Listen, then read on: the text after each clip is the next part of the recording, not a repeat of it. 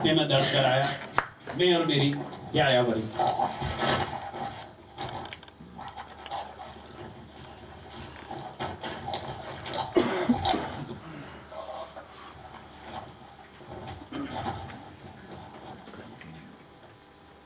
माँ शारदे को मेरा सादर नमन वंदन।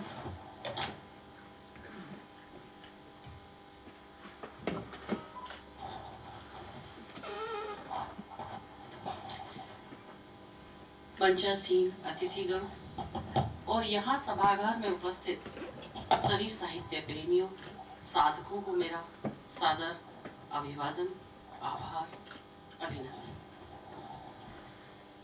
सृजन एक तपस्या है। सृजन एक तपस्या है, साधना है और सकारात्मक सोच इसी का एक पहलू। जहाँ तक यायावरी लिखने का सवाल है, जब मैंने लिखना शुरू किया था तो मैंने कभी नहीं सोचा था कि ये एक पुस्तक के रूप में आप सभी के सामने आ पाएगी। इस पुस्तक को लिखने में सबसे ज्यादा सहयोग हमारे पतिदेव अजय वार्ष्णेय जी का रहा। भाई यहाँ तो तालियां बजाइए। और मेरे दोनों बच्चे जो कि कॉन्वेंट शिक्षित हैं, बता दूं, लेकिन मैंने शुरू से उनको संस्कारित किया और उनको हिंदी का जो पठन पाठन है खुद ही उनको पढ़ाती रही और उनकी जो हौसला अफजाई थी उसका ही परिणाम आज यायावरी के रूप में आप सभी के समक्ष है। मेरा सौभाग्य है कि मेरे इन-लॉज माताजी और पिताजी का जो शुभाशीर्वाद वो सदा मेरे साथ रहा। परिवारजनों की ऊर्जित प्रतिक्रिया ने मुझे सदा ही संबल प्रदान किया। जब मैंने अपने छोटे भाई बहन को पुस्तक के लोकार्पण की सूचना दी अभी 2-3 दिन पहले, तो उनकी खुशी देखते ही बनती थी। ईश्वर से मैं यही प्रार्थना करती हूँ कि मुझे हर जन्म में ऐसा ही प्यार और स्नेह देने वाला परिवार मिले। हम सभी को याद रखना चाहिए कि हमारा परिवार ही हमारी सबसे बड़ी ताकत है, शक्ति है। लेकिन आजकल कुछ रिश्ते दरक रहे हैं तो बड़ा दुख होता है देख करके। लेकिन परिवार की जो महत्वता है वो हमेशा रहती है। आप कितने भी आपस में आपके संबंध विच्छेद हो, मन मुटाव हो, लेकिन जब आपके ऊपर कोई आपदा आती है तो परिवार वाले ही सबसे पहले आकर के आपके सम्मुख खड़े होते हैं। कुछ बातें साझा करना चाहती हूँ बचपन की, छुटपन की। किस तरह से मुझे ये लेखन का शौक लगा। बचपन में जब भी कोई रिश्तेदार जैसे बुआ जी, हमारी मौसी जी या मामा जैसे आया करते थे तो वो हमारे चलते समय हमारे हाथ में कुछ पैसे दे दिया करते थे। तो उस समय वो 2 रुपए, 1 रुपए, ज्यादा से ज्यादा 5 रुपए यही होता था। तो उस समय यही चलन था, मात्र 1-2 रुपया, इससे ज्यादा 5 रुपए और ज्यादा से ज्यादा बहुत ही कोई खास आया तो 10 रुपए। और वो चंद पैसे उस वक्त हमारी बहुत बड़ी पूंजी हुआ करता था। हम उसे कभी गुल्लक में रख, कभी किताब के बीच में रख, कभी अपने बैग की जेब में रख। मतलब हमें लगता था कि कितनी बड़ी संपदा हमें मिल गई। मेरे ख्याल से सभी लोगों को ऐसा अनुभव जरूर हुआ होगा जो मेरी एज ग्रुप के हैं, मेरी अवस्था के हैं। उन पैसों से मैं हमेशा कोई ना कोई पत्रिका खरीद लिया करती थी। जब भी वो पैसे मिलते, अपनी नंदन मैगजीन हुई या कोई भी बाल पत्रिका, सबसे पहले मेरे खाते में उन पैसों का यही इस्तेमाल होता था। तो उपन्यास पढ़ने का जमाना था उस समय। बड़े से बड़े बहुत बड़ा हमारा सम्मिलित परिवार था और इतने बड़े परिवार में कोई ना कोई नॉवेल, उस समय वेद प्रकाश शर्मा, इस तरह के नॉवेल आते थे। वो जमाना नॉवेल वाला था तो मेरे हाथ कोई ना कोई नॉवेल पढ़ जाया करता था। तो वो नॉवेल जो है मुझे बड़ा आकर्षित करते थे।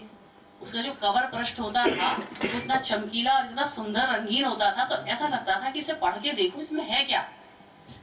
तो अपनी पाठ्य पुस्तक के बीच में बाल पत्रिका या नॉवेल छुपाकर पढ़ने की शरारतें भी खूब की और खूब डांट भी खाई। घर का माहौल साहित्यिक था।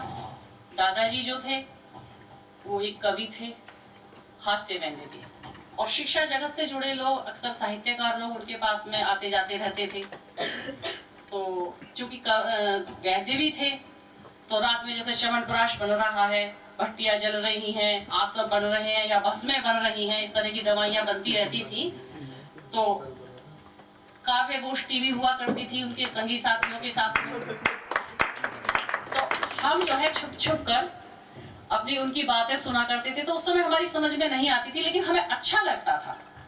उनकी जो आपस में जो कविताएं या जो भी होती थी, जैसे गायन वगैरह, या कोई कविता सुना रहा है या कोई भी जो भी सुनाते थे वो, तो उस समय समझ से तो परी थी क्योंकि हम बच्चे थे, लेकिन सुनने में बड़ा अच्छा सा लगता था। हम छुप छुप करके हम ये सब चीजें सुनते थे। आज मुझे अपने दादाजी और पिताजी दोनों याद आ रहे हैं। मानस की चौपाई हो या रश्मि रति का लयबद्ध गायन, वृंदावन लाल वर्मा की मृगनयनी हो या भारती जी की गुनाहों का देवता, कोई भी साहित्यिक पत्रिका जब तक मैं पूरा नहीं पढ़ लेती थी मुझे चैन नहीं पड़ता था। क्योंकि दादाजी हिंदी साहित्य परिषद में जाते थे नियम से, और वहां से बहुत सारी किताबें लाते थे और वो छुपा के रखते थे अपने अलमारी में। लेकिन हम भी कम नहीं थे, चुपचाप उनकी अलमारी में से पीछे से किताबें निकाली, वो अपने क्लिनिक गए और पढ़ डाली। कई बार वो खोजते थे कि किताबें कहाँ चली गई, तो वो लेकिन उन्हें कभी मिली नहीं। हमारी शरारतें उन्हें पता चल तो जाती थी, लेकिन हम इतने शरारती थे। तो वो पढ़ने की जो एक ललक थी और वो पढ़ने का जो एक लगाव था, अंदर से जो चेष्टा थी, वो शायद मेरी तभी से प्रारंभ हुई, दादाजी के टाइम से। क्योंकि ऐसा मुझे माहौल मिला। जब वो अशक्त हो गए और जीवन की संध्या बेला में उनके जो विवशता में कहे हुए जो उनके जो प्रेरणात्मक शब्द थे, वो आज भी मेरे कानों में गूंजते हैं। अभी जब अलका जी ने कुछ बातें की मेरी पुस्तक के बारे में, तो मैं वहां बैठ करके मेरी आंखें नम हो गई और मैं भावुक हो गई, क्योंकि मैं एक इमोशनल प्राणी हूँ। अंग्रेजी का भी इस्तेमाल कर रही हूँ, भावुक प्राणी हूँ। और कोई जब इस तरह की बातें करता है तो मैं अक्सर भावुक हो जाया करती हूँ। और शायद यही भावुकता मेरी पुस्तक में आपको पढ़ने को मिलेगी। जीवन दर्शन और एक यात्रा जो है जीवन की, वो मैंने अपनी पुस्तक में कुछ ऐसा समाहित किया है। जो मेरे मन में भाव आए वो मैंने अपनी पुस्तक में अंकित किए हैं। तो उनके जो शब्द हैं मेरे दादाजी के विवशता में कहे हुए अशक्त अवस्था में, वो प्रेरणात्मक शब्द आज भी मेरे कानों में गूंजते हैं। ऐसा लगता है जैसे वो मेरे आसपास ही हैं और वो मुझे देख रहे हैं। आज मेरी एक छोटी सी उपलब्धि है, बहुत छोटी सी सफलता, जिसे मैं कहूँगी आप लोगों के सहयोग से। ऐसा लग रहा है कि जैसे शायद वो ऊपर से मुझे देख रहे हैं, आशीर्वाद दे रहे हैं और चहक चहक रहे हैं। चलिए अब वर्तमान में आते हैं। पुरानी बातें हो गई, पिछली बातें हो गई। आप सभी मित्रों की प्रेरणात्मक प्रतिक्रिया ने मेरा बहुत मनोबल बढ़ाया, उत्साहवर्धन किया, जिसका परिणाम आज यायावरी के रूप में आप सभी के समक्ष है। आभार प्रकट करना चाहूंगी विपुल जी का, जो आज यहाँ पे हमारे सम्मुख नहीं है किसी व्यस्तता की वजह से, जिन्होंने इस आयोजन करने के लिए इतना सुंदर हॉल हमें प्रदान किया, और शिप्रा चौधरी मैम का, जिन्होंने इस व्यवस्था में अपना बहुत ही ज्यादा सहयोग दिया, और प्रिय अनुज अक्षय प्रताप सिंह जी की तो कितनी ही तारीफ करूं, और वैसे तो मैंने डांटती रहती हूँ, और इन्होंने अति की व्यस्तता में अपना कीमती समय देकर इस कार्यक्रम का को सफल मंचन संचालन किया। आदरणीय अनुज सिंह जी, कदम कदम पर इन्होंने मेरी हौसला अफजाई की। अभी कुछ दिन पहले घर पे आए थे तो मुझसे बोले, कहाँ सोई हुई हो, किताबें कार्टन में बंधे ने, निकालो भाई। मैंने कहा हाँ बिल्कुल। तो मतलब वो है ना कि एक वो है कि जो हनुमान जी जो थे, संजीवनी बूटी वाला एक प्रकरण है, प्रसंग शायद सब लोगों को पता हुआ कि काचुप साध रहे बलवाना, की जो उनको याद दिलाया जाता था कि अरे भाई ये काम करना है। तो वो मैं उनमें से ही हूँ, मैं वो हनुमान जी ही हूँ, चुपचाप बैठी रहती हूँ। जब कोई मुझे याद दिलाता अरे भाई ये काम करना है, तब जागूंगी। तो जब इन्होंने मुझसे कहा तो मुझे समझ में आया कि भाई 2 महीने से ये किताबें कार्टन में बंद हैं, इनको निकालने का समय हो गया है। 2021 भी अब जाने वाला है, तो क्यों ना इनको बाहर निकाला जाए। और आदरणीय अनुज सिंह जी के साथ जी के शर्मा जी का, इनकी तो मैं कितनी ही तारीफ करूं, जितने शब्द कहूं शायद कम है। इन्होंने मुझे पूरे 1 साल झेला है और मैंने इन्हें इतना परेशान किया है कि इन्होंने मुझे रात के 10-10 बजे तक बिठाए रखा। नहीं, मैंने इनको बिठाए रखा, इन्होंने मुझे नहीं बिठाया। और इनका खाने का भी टाइम हो जाता था और मैं ये मेरी किताब को जो उलट पुलट करते रहते थे। तो इन्होंने जो है मेरी बुक की जो कंपोजिंग की और उनको जो बुक को व्यवस्थित करने में जो बहुत ज़्यादा सहयोग दिया और मार्गदर्शन भी किया। ये एक बहुत अच्छे कंपोजर ही नहीं है, ये एक बहुत बहुआयामी प्रतिभा के भी धनी है, मैं ये कहना चाहती हूँ। और मुकेश निर्विकार जी आज यहाँ आए नहीं हैं, लेकिन उन्होंने अपने जो है विचार मुझे कल फोन पे ही दिए थे। तो वो पुस्तक को लेकर के जो उनके विचार हैं वो खुद ही कभी मिलेंगे या फेसबुक पे वो डालेंगे, तब आप देख पढ़िएगा। और काफ़ी लोग आज अनुपस्थित हैं, एक तो सर्दी का टाइम और दूसरे जो है क्या कहते हैं रविवार है आज, तो सब लोग चाहते हैं कि भाई और कल हमारे योगी जी भी यहाँ शायद शहर में आ रहे हैं, तो कुछ प्रशासनिक व्यस्तताएं भी हैं लोगों को, तो इस वजह से भी कुछ लोग अनुपस्थित हैं, मुझे ऐसा लगता है। हाँ, तो और इस क्रम में आदरणीय अंजू दुबे जी, आदरणीय अलका जी और आदरणीय निर्देश जी और हमारे डीएन शर्मा जी, आलोक बेजान जी, और इन सब का मैं बहुत ज्यादा तहे दिल से जो है आभार व्यक्त करती हूँ। ये सभी जो है साहित्य की जो विभूतियां हैं, साहित्य के जो सर्जक हैं, सारथी हैं, साहित्य सारथी कहिए, इन्होंने मुझे कहीं ना कहीं किसी न किसी रूप में हमेशा ही ये मेरे प्रेरणा के स्रोत रहे हैं। और अब थोड़ा सा विषय बदलते हुए साहित्य पर आती हूँ। जहाँ तक साहित्य का सवाल है, एक व्यक्ति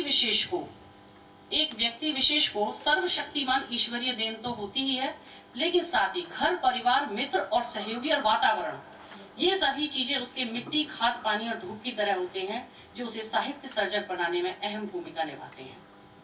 जीवन के अच्छे बुरे अनुभवों को आत्मसात करते हुए मनन चिंतन की संविधाओं से भावनाओं की आहुति देकर खुद को भुलाकर अंतर के प्रकाश से साहित्य रचता है, मुझे ऐसा लगता है।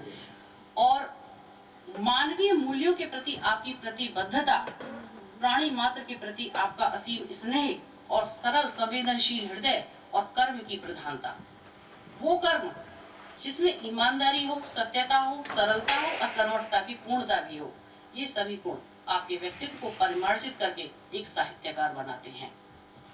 मैंने अपनी कविताओं में जीवन के विभिन्न यात्राओं से गुजरते हुए मन में दस्तक देते विचारों को प्रकट करने का प्रयास किया है। अभी कुछ कविताएं मेरी जो है डायरी में बंद हैं, तो बहुत दिनों से मैं सोशल मीडिया पे भी क्रिएटिव नहीं हूँ, कुछ पारिवारिक व्यस्तता की वजह से भी, और जल्दी ही मैं कोशिश करूंगी वो मेरी कविताओं का संग्रह आप सभी के सम्मुख आए। तो प्राणी मात्र के लिए जो मेरा प्रेम है और मित्रों का जो स्नेह है, मेरी कलम को कविता रूपी चाशनी में वही पगाता है। अपने शब्दों की विरासत को सहेजकर आप सभी को समर्पित करना है। मुझे उम्मीद नहीं, बिल्कुल पूर्ण विश्वास है कि नए साल में नई आशाओं, नए संकल्पों से नई कविताएं उपजेंगी, और साथ ही यायावरी के इसी क्रम में मैं और मेरी यायावरी को जो अग्रिम श्रृंखलाएं जो मैंने लिखी हैं, जो आप प्रकाशित हैं, वो पुस्तक के रूप में आप सभी के समक्ष मैं प्रस्तुत कर सकूंगी। आप सभी के जो स्नेह सिक्त सुझाव हैं, तो उनसे आप मुझे अनुप्रेरित करें, अनुग्रहित करने की कृपा करें, ताकि भविष्य में मैं और अधिक अर्थवान सृजन कर सकूं। बस अब मैं नववर्ष की अग्रिम शुभकामनाओं के साथ अपनी वाणी को विराम देती हूँ। सादर धन्यवाद।